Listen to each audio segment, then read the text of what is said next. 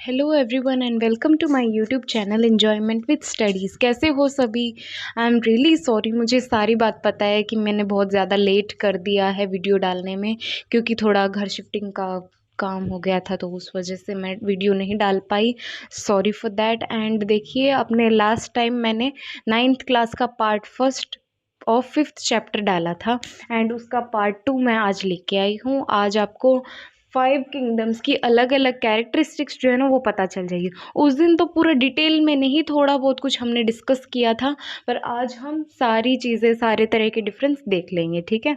तो देखिए, उस दिन हमने पढ़ा था Monera, protista, fungi, Plantae, animalia, और इनके फादर, इस क्लासिफिकेशन के फादर कौन थे? आर.एच. व्हिटेकर या थॉमस व्हिटेकर। ठीक है, वो साइंटिस्ट जो थे, उन्होंने 5 किंगडम्स, पंच जगत के पिता, जो पंच जगत के पिता है ना, वो आर.एच. व्हिटेकर है या थॉमस व्हिटेकर है। इन दोनों में से कोई भी नाम सही है, ठीक है? तो देखिए, ये जो 5 किंगडम्स है ना, इनके कैरेक्टरिस्टिक्स आज हम पढ़ेंगे इस चार्ट के थ्रू, ठीक है? देखना, ये चार्ट जो है ना, ये इसमें मतलब बहुत आसानी से आपको समझ आ जाएगा कि कौन सी चीज़ क्या है, कैसे है। देखिए, सबसे पहले है कैरेक्टरिस्टिक्स में सेल टाइप दिया गया है। सेल टाइप जो है ना, देखना, सेल दो तरह की हो सकती है, एक प्रोकैरियोटिक और यूकैरियोटिक। देखा, मैंने पहले भी डिस्कस किया हुआ है कि प्रोकैरियोटिक सेल जो होती है ना, वो पूरी तरह डेवलप नहीं होती, जिसके अंदर जो न्यूक्लियर प्लाज्म है वो साइटोप्लाज्म में मिला होगा। पहले भी हमने डिस्कस किया है कि सबसे पहले सेल होता है, उसके सेंटर में न्यूक्लियस होता है, न्यूक्लियस के अंदर न्यूक्लियोप्लाज्म होता है, सेल की जो न्यूक्लियर प्लाज्म के बाहर न्यूक्लियर मेम्ब्रेन होती है, न्यूक्लियर मेम्ब्रेन के बाद साइटोप्लाज्म होता है, फिर सेल मेम्ब्रेन होती है।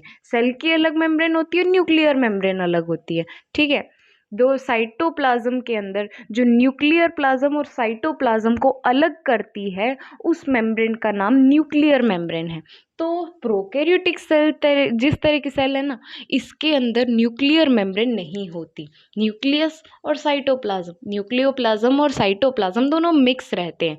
सारी चीज़ें ऐसे घिच-पिच, मतलब मिक्स नहीं रहता, मिक्स ही रहता है सब कुछ। कोई भी चीज़ ऐसे मतलब अलग नहीं है, ऐसे नहीं है। तो ये सारे इस तरह की सेल्स ना छोटे जीवों में पाई जाती है, कई तरह के छोटे जीव। जैसे ये मोनेरा हो गया, मोनेरा जो जीव है ना, इसका एग्जाम्पल बैक्टीरिया बनता है। उस दिन में हमने डिस्कस किया था, यू बैक्टीरिया, साइनोबैक्टीरिया, या ब्लू ग्रीन एल्गी भी हम बोल सकते हैं इनके एग्जाम्पल। देखिए, मोनेरा जो है ना, इसके अंदर प्रोकैरियोटिक टाइप की सेल होती है, प्रोकैरियोटिक, जो पूरी तरह डेवलप नहीं होती है। और यूकैरियोटिक, देखना, प्रोटिस्टा के अंदर यूकैरियोटिक सेल होती है, फंगी के अंदर यूकैरियोटिक सेल होती है, प्लांटी के अंदर यूकैरियोटिक, और एनिमेलिया के अंदर भी यूकैरियोटिक सेल। देखना, सेल टाइप जो है ना, इसके अंदर प्रोकैरियोटिक और बाकी सबके अंदर यूकैरियोटिक सेल होगी। यूकैरियोटिक का मतलब फुल्ली डेवलप्ड, और प्रोकैरियोटिक का मतलब न्यूक्लियर मेम्ब्रेन नहीं होना, सारे जो वाटर सब्सटेंस है, सेल मेम्ब्रेन, जो साइटोप्लाज्म जो है, न्यूक्लियोप्लाज्म जो है, वो सब मिक्स रहेगा, ठीक है? इस तरह का सा प्रोकैरियोटिक में होता है। अब देखते हैं दूसरा कैरेक्टरिस्टिक। दूसरा कैरेक्टरिस्टिक है सेल ऑर्गेनाइजेशन, कि सेल जो है वो एक सेल की है या बहुत सारी सेल्स की है। देखना, मोनेरा जो है ना, इसके अंदर मोस्टली यूनिसेल्युलर, मतलब एक सेल की ही बनी होगी ये। उस दिन हमने बैक्टीरिया का डायग्राम भी देखा था, मतलब एक न्यूक्लियस थी ना, तो उसके सेल वॉल थी ना ही सेल मेम्ब्रेन थी, कुछ भी नहीं था, सिर्फ एक न्यूक्लियस थी, और उसके आजू बाजू सीलिया एंड फ्लैजिला जो उसकी मूवमेंट में हेल्प कर रहे थे। देखे थे ना वो थोड़े थोड़े हेयर्स लाइक स्ट्रक्चर हमने देखी थी उनके उस न्यूक्लियस के आजू बाजू में।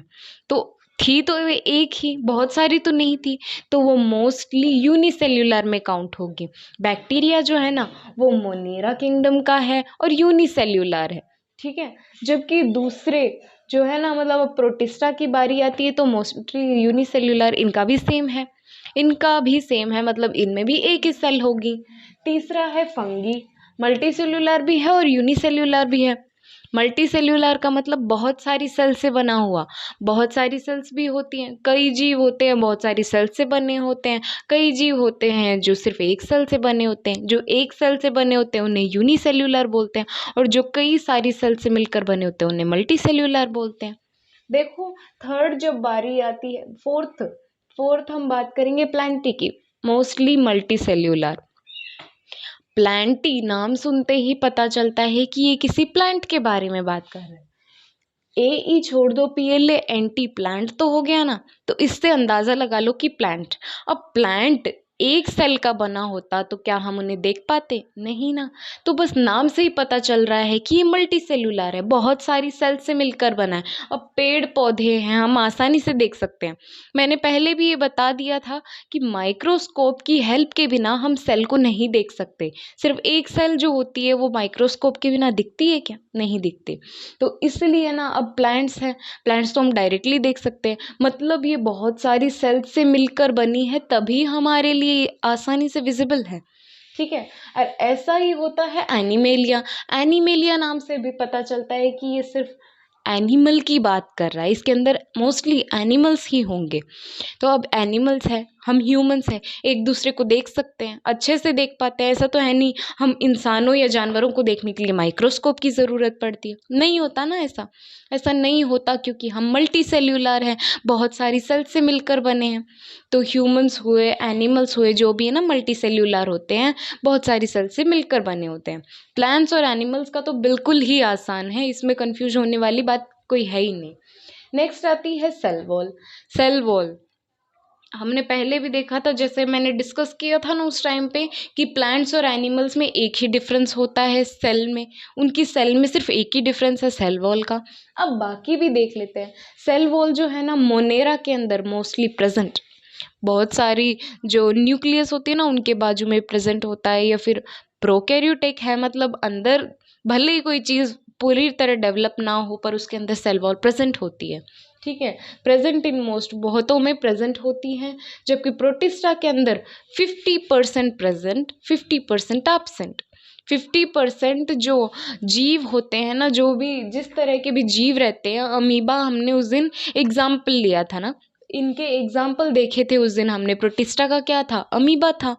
तो अमीबा का मतलब अमीबा के अंदर सेल वॉल प्रेजेंट होती है? हाँ होती है भाई, होती है।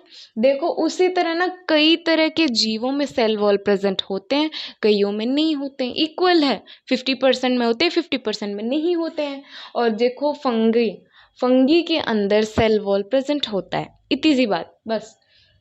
प्लांटी में, प्लांट्स में प्रेजेंट होता है। अब मैंने उस दिन चिमटी का एग्जाम्पल दिया था, अगर मैं किसी प्लांट को जाके चिमटी काटूं तो क्या उसका शेप बदलेगा? नहीं बदलेगा, क्योंकि सेल वॉल प्रेजेंट है। जबकि किसी जानवर को जाके अगर आप उसकी चमड़ी खींचते हो तो वो आपके हाथ में आ जाती है। क्या रीज़न है?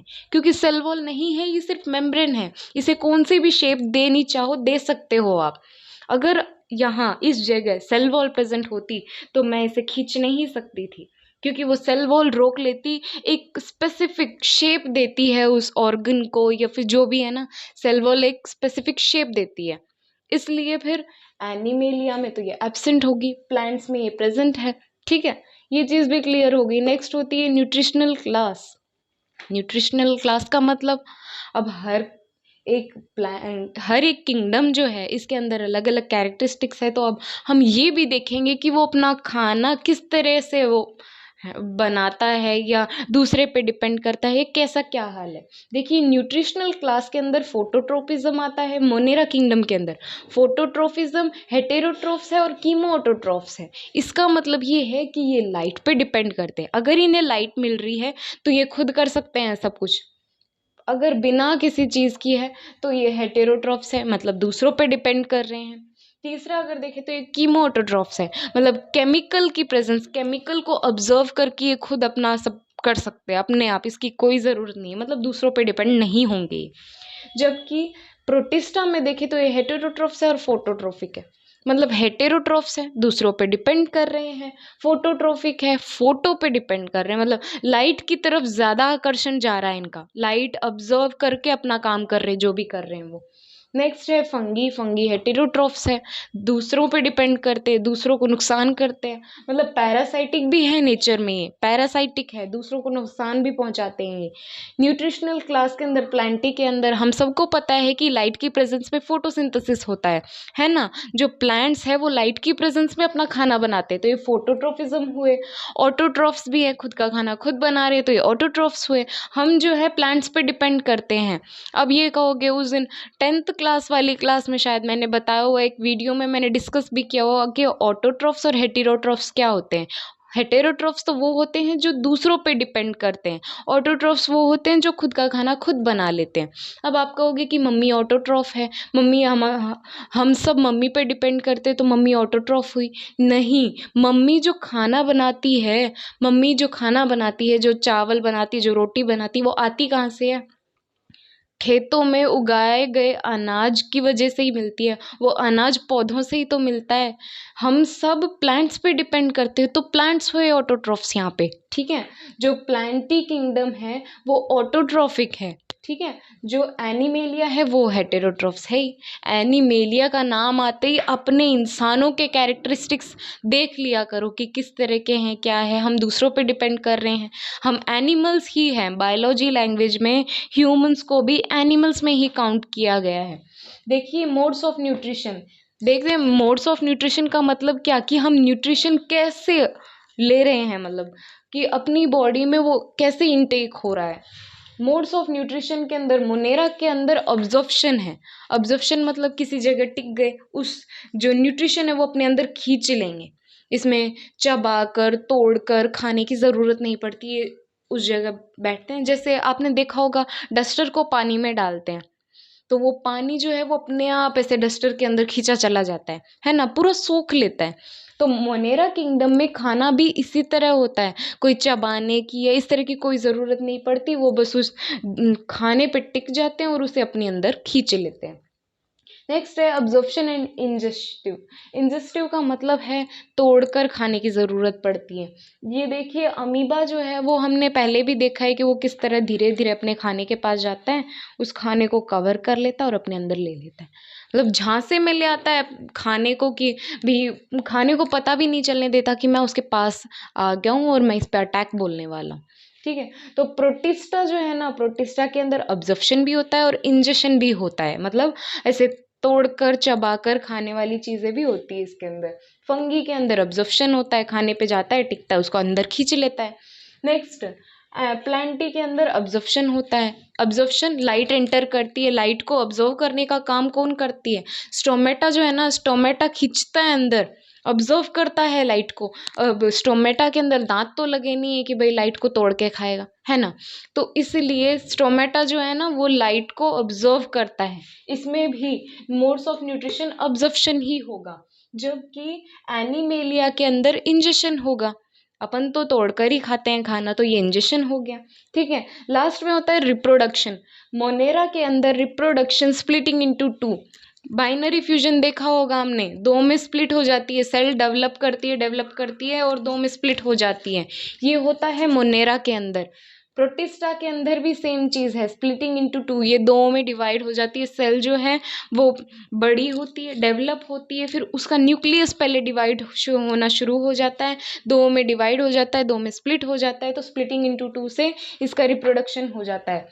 फंगी के अंदर स्पोर से होता है, स्पोरेंजियम होते हैं, उसमें ना कोई भी तरह की फ्यूजन की ज़रूरत नहीं पड़ती कि मैं फर्टिलाइजेशन होगा, फिर दो तरह के अलग गैमेट्स, मतलब सबसे पहले तो गैमेट्स ही मिलते हैं, गैमेट्स मिलेंगे, मेल फीमेल गैमेट मिलेंगे, तब जाके फ्यूजन होगा, फर्टिलाइजेशन होगा, फिर जाइगोट। ऐसी कोई चीज़ की ज़रूरत नहीं पड़ती, सेल जो है वो डेवलप कर जाती है और थ्रू स्पोर्स ये यहाँ पे डेवलपमेंट हो जाता है, रिप्रोडक्शन कंप्लीट हो जाता है, ठीक है।